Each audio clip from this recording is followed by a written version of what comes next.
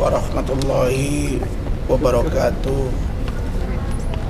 Rabbi shrah li sadri wa yassir li amri wahlul 'uqdatam min lisani yafqahu qawli. La ilaha illa anta subhanaka inni kuntu minadh dhalimin. Selamat siang teman-teman media yang saya hormati.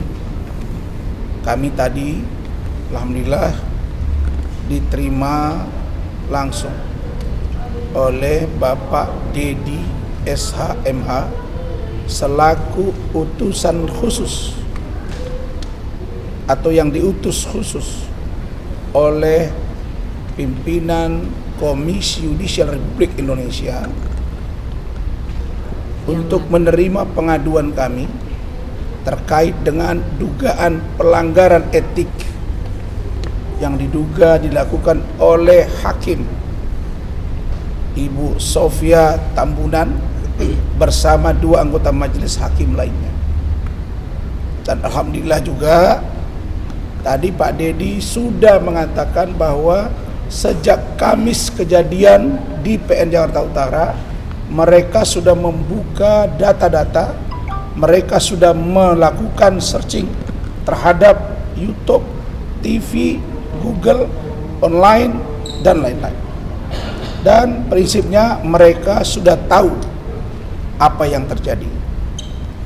Dan surat kami pada hari Kamis itu juga sudah masuk di bawah pimpinan Bapak Lecumanan SHMH. Dan hari ini surat juga masuk untuk melengkapi semua dokumen, termasuk video-video ketika berlangsungnya sidang di PN Jakarta Utara. Jadi kami terima kasih, dan yang paling penting lagi kita sudah membicarakan pada hal-hal yang teknis. Misalnya apakah persidangan ini langsung dipantau secara fisik dan rekaman oleh Komisi Yudisial Republik Indonesia. Dia berwenang untuk itu. Apakah mereka akan berkirim surat kepada Ketua Pengadilan Negeri Jakarta Utara dan PT, bahkan Mahkamah Agung, agar juga dilakukan pemantauan dan mengingatkan dan memberitahu agar hakim dimaksud menjalankan kode etik seorang hakim. Jadi bukan saja kami lawyer, mereka juga punya kode etik.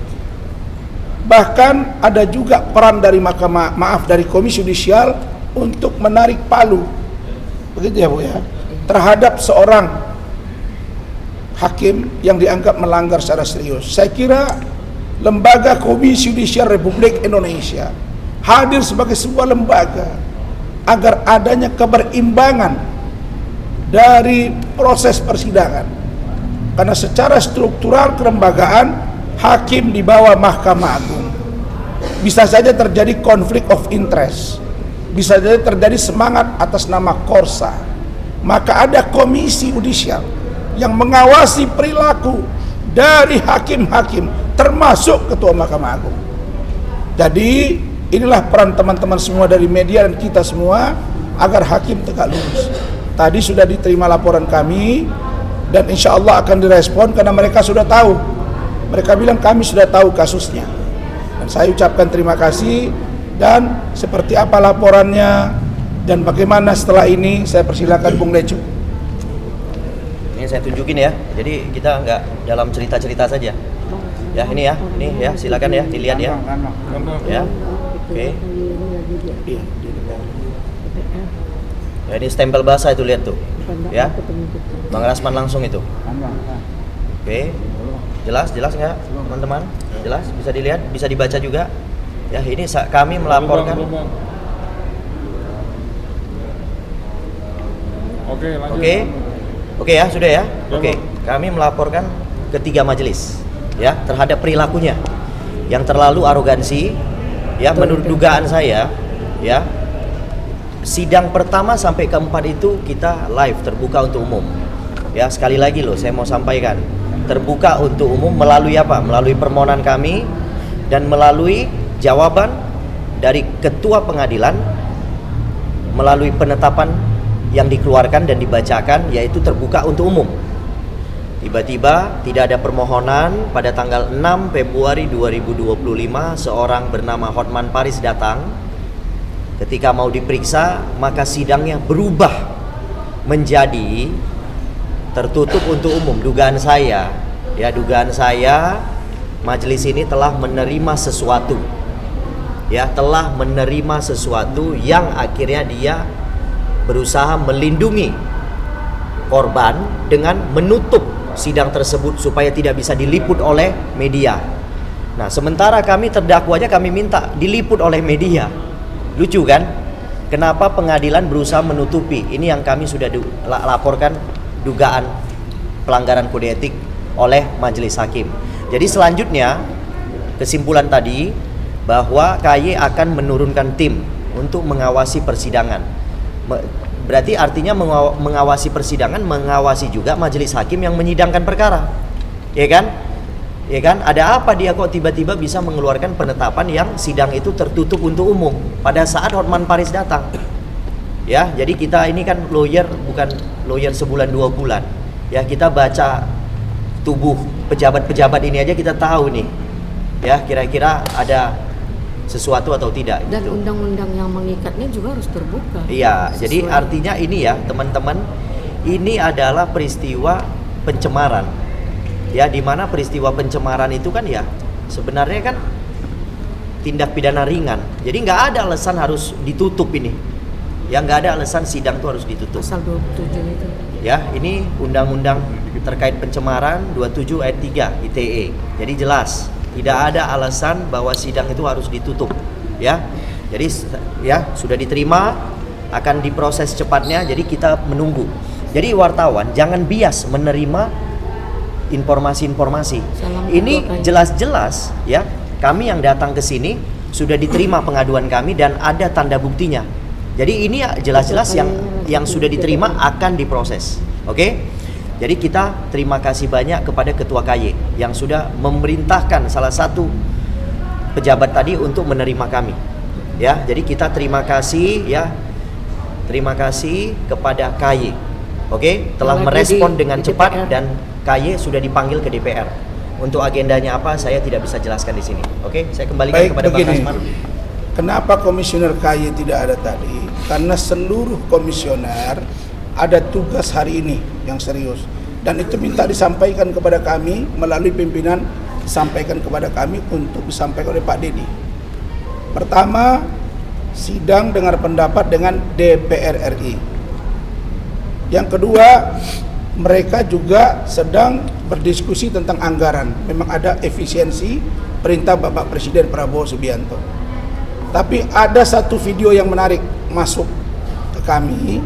Itu video dari Bapak Prabowo Subianto, mana handphonenya? Barusan dikirim ke saya tadi. Saya kira ini bukan editan ya. Saya yakin ini bukan editan, karena ini suara beliau dan mimiknya juga tidak diedit-edit ya.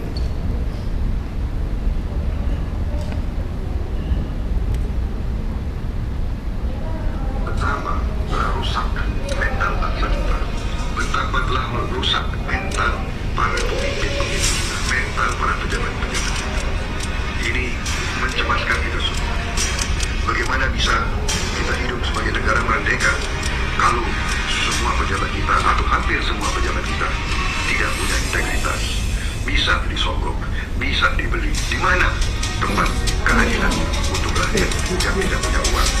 Kalau semua lembaga-lembaga tersebut buntu karena korupsi, karena hakim-hakim sudah tidak punya integritas, hakim bisa dibeli, pejabat KPU bisa dibeli.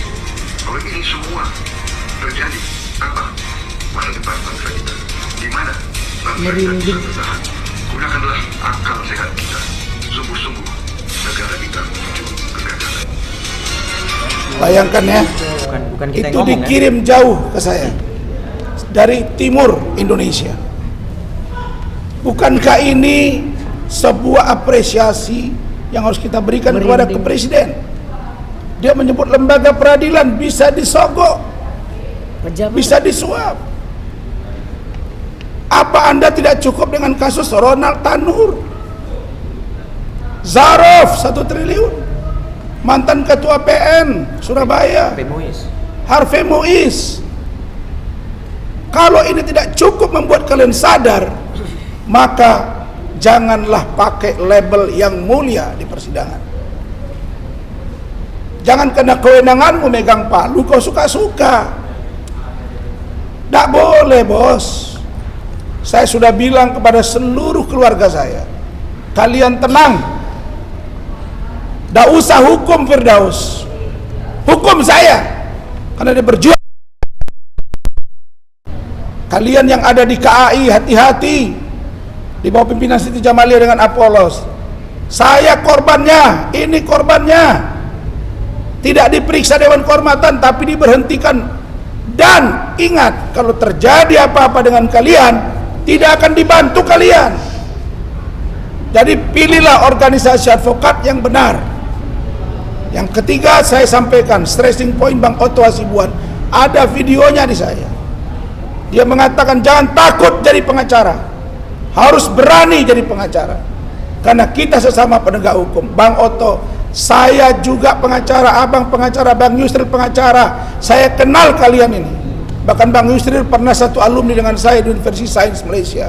Saya tidak pernah mau bicara Bang Yusril, tapi saya yakin beliau mendengar ini. Di kasus Pak Irman Gusman kami sama-sama melakukan pembelaan hukum. Ada saya, ada Bang Yusril, ada Bang Magdir, ada Bang Fahmi. Kita satu tim. Kita sudah pahamlah posisi kita. Wahai rekan-rekan pengacara, bersatu kita. Pakai spirit korf kita, bukan untuk kita menzolimi orang, tapi saling dukung. Kalau kau tidak senang kepada saya, minimal kau jangan komentar.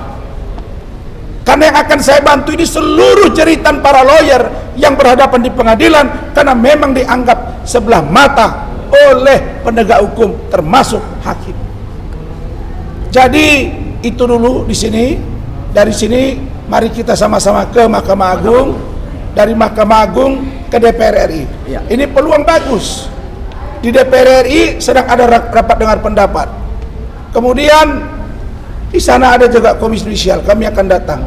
Untuk informasi teman-teman, adindaku Habibur Rahman, Ketua Komisi 3 DPR RI, kasus Surabaya, kalian undang anggap ketua apa, kepala kepolisian Polrestabes Surabaya, Semarang, kasus di sana. Kapolda kalian undang, kasus yang ada di Sumatera Barat. Kenapa ini tidak? Bukankah Anda sejawat dengan saya? Kita sama-sama. Janganlah begitu. Jangan pejamkan matamu di kasus yang sudah terang benderang ini. Tanya kasus ini kenapa 34 bulan, bro. Ya, jabatan ini ada di sana. Itu bahagian dari titipan Allah. Saya juga pernah ada di sana. Hanya saja Anda di DPR RI, saya di DPRD. Saya bukan marah kepada Anda, tapi saya kecewa kok Anda respon. Saya telepon tidak diangkat, tapi masuk. Barangkali ini Pak Sukmi yang juga selalu bersuara. Mohon Pak Sukmi perhatikan aspek-aspek ini. Pak Sukmi juga orang hukum. Saya yakin kita semua akan maju untuk perbaikan Indonesia. Tapi kalau kalian membiarkan ini, dan harus saya akan jadi korban, saya siap untuk perbaikan hukum Indonesia. Demikian, terima kasih ya. Itu saja. Ayo.